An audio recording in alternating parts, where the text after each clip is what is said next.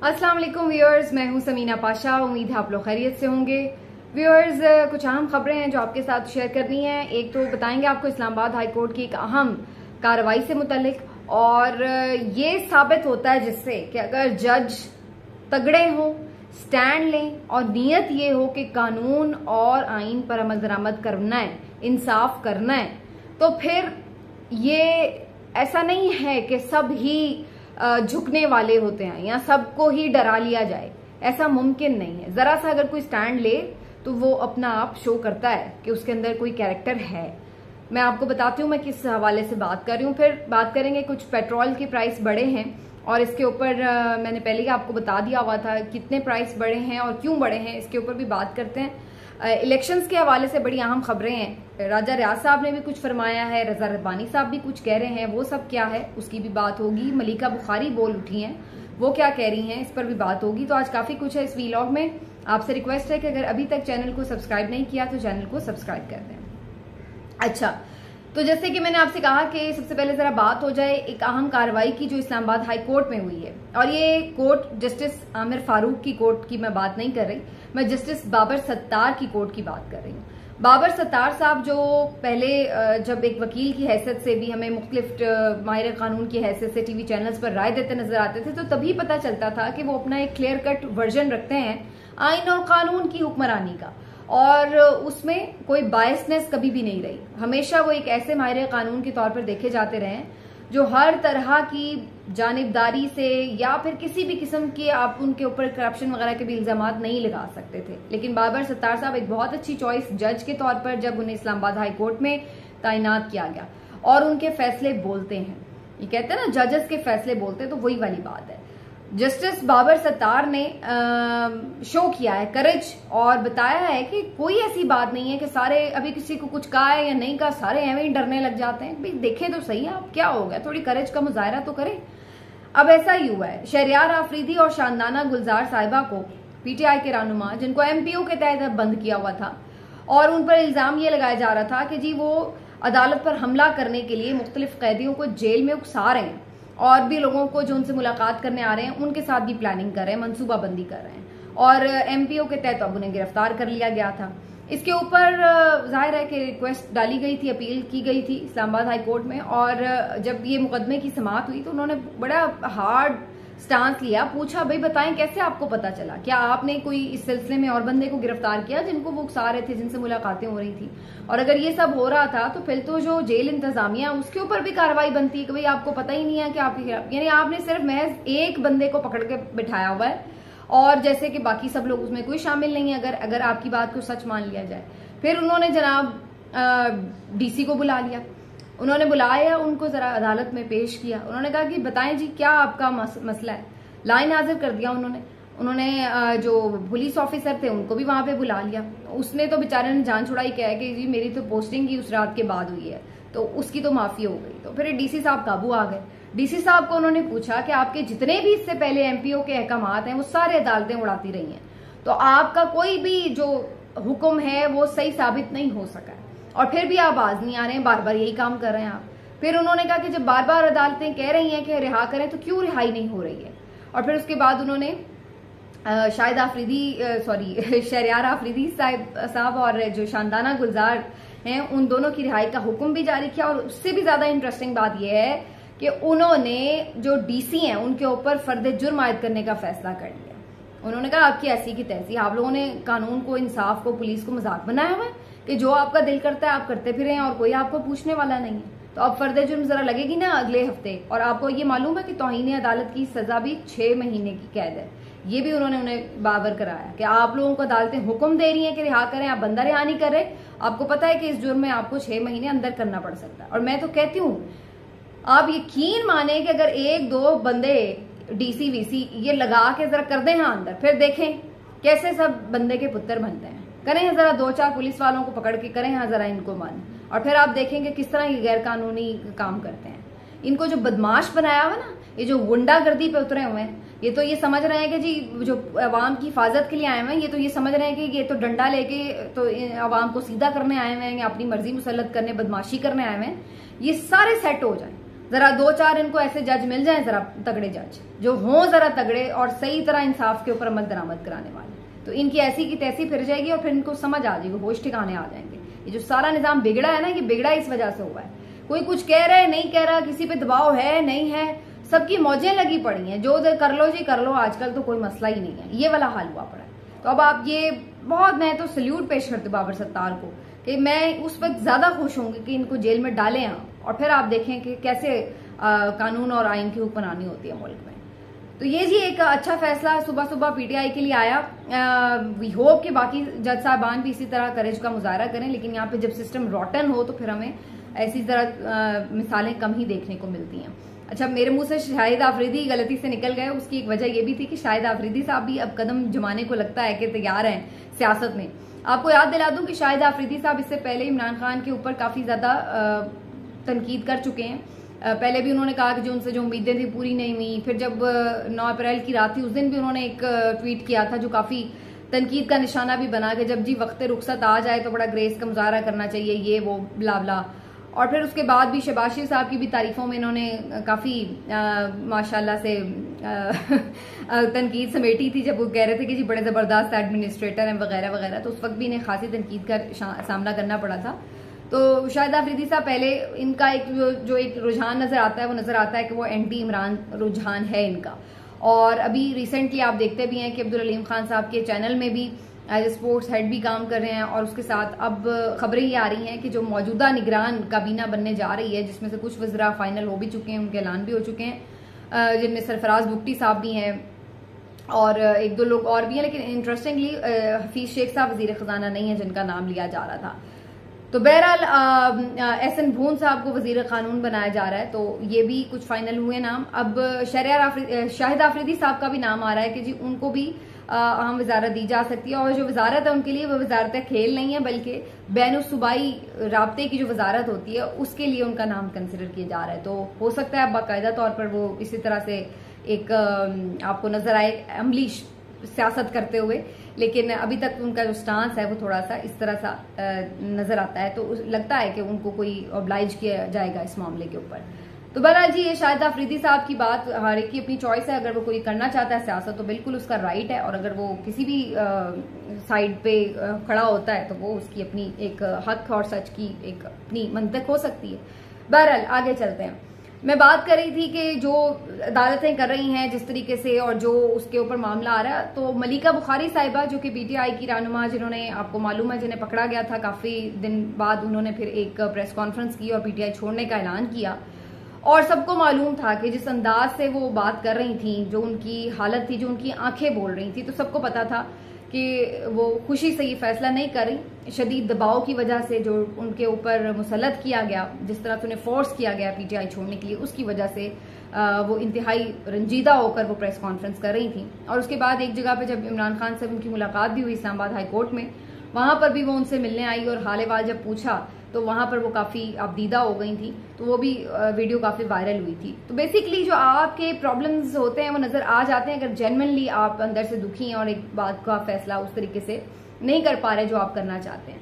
तो बहरहाल मलिका बुखारी साहिबा, महर बुखारी साहिबा के शो में आई, वहां उन्होंने बड़ी खुल के बात की उन तमाम पीटीआई खवातीन कारकुनान के लिए जो इस वक्त जेलों में बंद हैं, लीडरान जो जेलों में बंद हैं। और उन्होंने बताया कि 15-16 के करीब उनकी तादाद आ रही है, और ये ऐसी खवातीन है जो 3-3 महीने से जेलों में पड़ी हुई हैं, और इनमें साबिक एमपीए, साबिक वजीर भी शामिल हैं। और फिर उन्होंने बताया कि किस तरीके से उनके जो कानूनी हकूक हैं वो उन्हें नहीं दिए जा रहे, क्योंकि आपको जो कानून है वो कुछ रियायत देता है बीइंग वुमन, और इस सिलसिले में सुप्रीम कोर्ट के फैसले भी मौजूद हैं। और उनके जो जराइम की नौयत है, ठीक है आप रियायत ना मांगे, अगर जराइम की नौयत बड़ी संगीन किस्म की है, वो भी इस तरह के नहीं है कि कोई वो मर्डर केस में नहीं है, कोई उन्होंने दहशतगर्दी नहीं की है, कुछ इस तरह का मामला नहीं है, लेकिन एक प्रोटेस्ट में उनके ऊपर जो इल्जामात हैं वो अभी तक उस तरीके से प्रोसीडिंग्स आगे नहीं बढ़ रही। तो भाई आप कानूनी कार्रवाई करते रहें, लेकिन कम से कम उन्हें बेल तो ग्रांट करें। तो उन्होंने बड़े खुलकर उनके हवाले आवाज उठाई, जो कि बहुत अच्छी बात है। मैं समझती हूँ तमाम लोगों को जो ये खवातीन के हुकूक के चैंपियन वैसे बने फिरते हैं, लेकिन वो सिर्फ उस वक्त ही उन्हें याद आते हैं खवातीन के हुकूक, अगर हिना परवेज भट्ट साहिबा को कोई आवाज कस दी जाए, या मरियम नवाज की कोई नकल उतार दी जाए, या किसी हवाले से कोई इस तरह की बात हो जाए तो सबको याद आ जाते हैं। लेकिन जब बात आती है पीटीआई खवातीन की या इन लोगों के ऊपर जुल्म सितम की तो किसी को याद नहीं आते। तो ये जरूरी है कि उनके लिए आवाज उठाई जाए ताकि ये जितना हाइप में रहेगी सारी स्टोरी, उतना ज्यादा कहीं ना कहीं अदालत पे प्रेशर होता है कि इसको एड्रेस करना है। अब आप देख लें, हर रोज उनके तरीके हैं, कभी जज चेंज हो जाता है, कभी वकील छुट्टी पे चला जाता है, प्रोसिक्यूटर, और इस तरह से उनका मामला भी आगे नहीं बढ़ता और जमानत भी नहीं उन्हें मिल रही। तो एटलीस्ट आप जमानत दे दें, बाकी जो आपकी रिवायती चालबाजियां हैं वो जारी रहेंगी कानून के साथ, लेकिन कम से कम उनको रिहा करें, वो अपने बच्चों में जाएं, घर में जाएं, जिस तरीके से उनके साथ रखा जा रहा है मामला। तो ये सारा अगेन वही है कि एक मैसेजिंग है, बेसिकली एक सख्त मैसेजिंग करने के लिए ये कोशिश की जा रही है, लेकिन बड़ी उन्होंने भी खैर हिम्मत का मुजाहरा किया। मलिका बुखारी साहिबा से आखिर में जब महर बुखारी ने पूछा कि क्या आपने अपनी मर्जी से पीटीआई छोड़ी, आपसे जो आपका हक था कि आप किसी से भी वाबस्तगी रख सकती हैं सियासी जमात से, तो वो आपसे छीना गया है, तो उसका जवाब भी आपको सारी उनकी रुदात सुना देता है कि उन्होंने कहा कि बिल्कुल आइन जो है पाकिस्तान का वो इंश्योर करता है कि हम किसी के साथ भी अपनी पॉलिटिकल पार्टी के साथ एफिलिएशन रख सकते हैं, लेकिन वो उनका जवाब बता रहा था कि उनसे ये हक छीना गया है। तो ये है बेसिकली कि ये सच है, ये सच आज नहीं, कल नहीं, परसों ये निकल के आएंगे, ये कहानियां ज्यादा देर दबी नहीं रहेंगी, ये सामने आ जाएंगी। और मेरा ख्याल है कि मलिका बुखारी साहिबा के हवाले से सब लोग पहले से ही इस बात के ऊपर काफी श्योर हैं कि इमरान खान साहब उनके लिए एक सॉफ्ट कॉर्नर रखते हैं। उन्हें मालूम है कि उन्हें जेन्युइनली प्रॉब्लम का सामना करना पड़ रहा था, इस वजह से उन्होंने पीटीआई छोड़ी। तो मेरा ख्याल है कि जब भी वो कभी वापस आना चाहेंगी, रुजू करेंगी, अगर सूरत हाल में कोई बेहतरी आती है, तो उसमें इमरान खान साहब भी शायद किसी भी लेतोलाल से काम नहीं लेंगे और उनको फौरन दोबारा से पीटीआई ज्वाइन करने दी जाएगी। तो बहरहाल मलिका बुखारी की ये स्टोरी। अब जरा आ जाते हैं पेट्रोल के ऊपर। पेट्रोल के प्राइस एक दफा फिर से बढ़ गए हैं, 17 रुपए लीटर इजाफा कर दिया गया। और अगर आप कुछ दिन पहले का मेरा वीलॉग निकाल के देखें तो उसमें मैंने आपको बता दिया था कि 14 अगस्त के बाद आपको ये तोहफा मिलने वाला है, और इस तोहफे की वजह निगरान हुकूमत नहीं होगी, बल्कि इस तोहफे की वजह वही हुकूमत है जिसके लिए सारा बंदोबस्त करके गई है, इसहाक डार साहब। और जिस तरीके से जो डील्स हुई हैं और जिस तरीके से इन्होंने सारा मलबा डाला हुआ है अवाम के ऊपर, तो उसकी वजह से ये पेट्रोल तो बढ़ना ही था और ये बढ़ गया है। तो 300 रुपए के करीब अब होने वाले, मेरे ख्याल 292 इसकी अब करंट प्राइस है। तो दौड़ लगी हुई है डॉलर में भी और पेट्रोल में भी कि कौन पहले ट्रिपल सेंचुरी मुकम्मल करता है। तो ये एक अनफॉर्चुनेट हमारी मईशत का पहलू है इस वक्त कि हमें इतना महंगा पेट्रोल अफोर्ड करना पड़ा है। लेकिन इससे ज्यादा मैं इस बात पे सोच रही थी कि अगर आप में थोड़े से भी गट्स हों, थोड़ी सी भी आप में किसी न किसी ग्रेस का मुजाहरा करें, तो कम से कम आपका इतना तो बनता था वजीर खजाना इसहाक डार साहब कि जाते हुए आप जरा एक प्रेस कॉन्फ्रेंस तो करते, जरा ओपन किस्म की प्रेस कॉन्फ्रेंस करते, बुलाते जरा तमाम इंडिपेंडेंट सहाफियों को, सिर्फ लाइक माइंडेड नहीं, इंडिपेंडेंट सहाफियों, जो सही जेन्युइन सहाफियों को, और फिर करने देते सवाल, पूछते वो आपसे आपकी तजर्बाकारी का और आपसे उन वादों का कि जनाब आप लोग जब इमरान खान के दौर में चीखते थे कि पेट्रोल जो डॉलर है वो तो 200 का नीचे आ जाएगा, 200 से नीचे आ जाएगा, बल्कि ये तो आप मिफ्ता के दौर में भी बोलते थे वैसे, और जो आपका पेट्रोल है वो इसी तरीके से वो भी आप कहते थे कि जनाब वो तो उससे भी कम हो जाएगा, 150 से भी कम होना चाहिए। बिजली तो आप लोग कहते थे कि 12 रुपए फी यूनिट होनी चाहिए। तो ये सब क्या हुआ? अब जरा बताएं ना, आपने आके क्या किया है? क्यों नहीं आप कर सके? करना तो दूर की बात है, आपने तो डबल ट्रिपल उनकी प्राइस बढ़ा दी है। तो करते ना जरा आके एक प्रेस कॉन्फ्रेंस। अगर आप में वाकई कोई ग्रेस होती तो आप आते और आकर जवाब देते अपनी कारकर्दगी का।